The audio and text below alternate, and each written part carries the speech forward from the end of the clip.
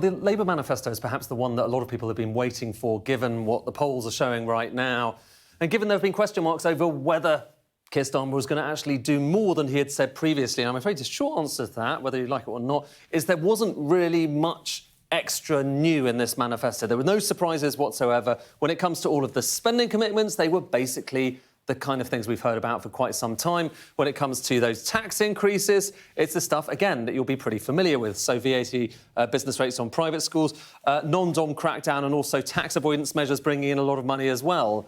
But here's a few interesting things. If we take all of these commitments, so that's the spending commitments over there, the tax revenues that they're hoping for over here, and just kind of tot them all up. So you're piling them together. You've got two big piles. That's where they think the taxes are going to come from, £7.4 billion.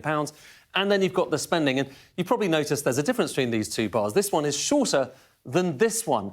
Now, Labour want to really kind of emphasise that because they want to point out that, look, there is a buffer here. They're bringing in more taxes than they are spending. They are being cautious. Now, that's what they want to say. And certainly, when you look just at current spending, so the kind of spending on public services, definitely there is this buffer. However, you've also got to factor in the fact that on top of that, you've also got extra money going on in green investment. You've got windfall taxes coming in. So the bars are a bit different when you take into account that. Maybe not quite so different as they would have been if you had that £28 billion a year commitment, which has definitely gone, but certainly different. So factor in that stuff. The green investment, factor in the fact that you've got windfall taxes, and you can see the bars are different. They're the other way around now, aren't they? Look, spending is bigger than tax revenues. OK, and actually, the upshot of all of this stuff together is that it involves about £1 billion, just over £1 billion more borrowing, OK? So there will be more borrowing, but it's a relatively small amount. And when I say relatively small amount, it's worth just kind of putting some of these numbers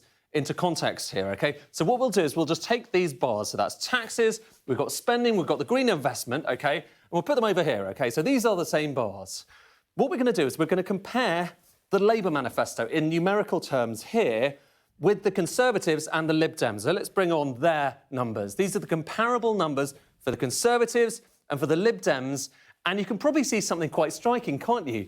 Labour is the smallest. So when it comes to all those plans for spending, all the plans for investment, all the plans for taxes, Labour is committing to smaller numbers than the Conservatives and the Lib Dems. Really striking, isn't it? And actually, when you look back in history, compare the Labour Party not with other parties, but compare the Labour Party with the Labour Party, so compare Keir Starmer with what came before, with Jeremy Corbyn, it's even more striking. Look at this, OK? I've had to change the axis so these bars look a little bit smaller, but they're the same numbers, OK? So that is this manifesto. Now compare that with the Jeremy Corbyn manifesto in 2019 and Jeremy Corbyn in 2017. Look at these bars.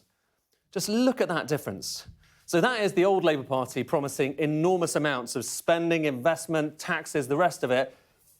And that's Keir Starmer, you know, so small, you've got to kind of crouch down and look at the numbers, which are really, I think a lot of people have kind of wondered whether this was going to be quite as small as some of the kind of noises that we heard about from Keir Starmer earlier. But they are really quite small, raising the question about whether that's actually what's going to be implemented. But nonetheless, they're there in black and white, and that is what the Labour Party is putting in their manifesto this time around. One thing that's worth also noting, so we've been showing this chart for all of the parties so far because there's been a lot of focus on, particularly with the Conservative manifesto, it's the tax burden. The higher this line is, the more taxed we are as an economy. So money coming out of all of our pockets in the form of everything from VAT to national insurance and income tax. You can see it was very high in the post-war period. This is going back to the 1940s. Bounced around a bit. There you've got the energy price shock, COVID. That put taxes up quite a lot. We're paying much higher taxes now than we have done for quite some time. And the plan was they were going to go even higher. The Conservatives, despite the fact that they are cutting the rate of some of these taxes, national insurance, most obviously, the tax burden itself, the thing we're paying, still goes up. It still goes up. It just goes up less quickly. So that's the Conservatives.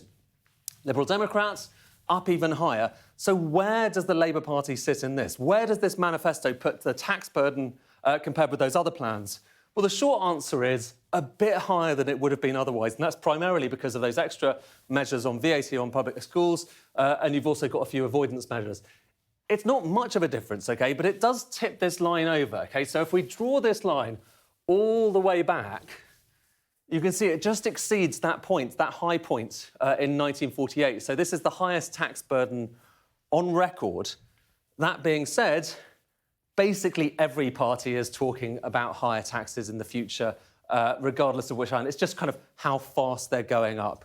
So we've had now the main party manifestos. You have now more of a sense of what they say they stand for. Still some question marks over whether they can achieve it, but we are now getting more of a sense of that picture, the political makeup and the decision that will have to be made in a few weeks' time.